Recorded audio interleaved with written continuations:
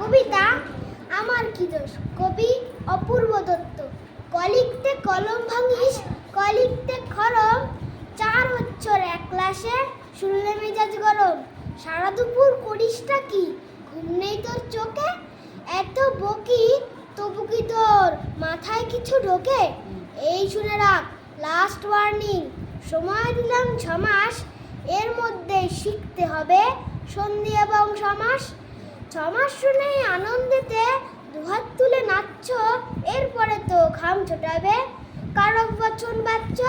Bangla grammar মানে হলো মাথার উপর খাড়া, নত্য সত্য লিঙ্গ পুরুষ বিভক্তিবাদ ধারা। পূজার ছুটির 2 মাস যেন নষ্ট না হয় হেলায়, খুলেও যেন না দেখি ফের মন দিয়েছিস খেলায়।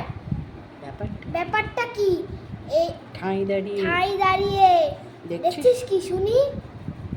ছুটতে গিয়ে ব্যাকরণটা নিয়ে আইতে এক্ষুনি, পাচ্ছিস না? দেখ খুঁজে দেখ, এইটুকুন তো বাড়ি, বলতো রে তোর কবের থেকে বইয়ের সঙ্গে আরি?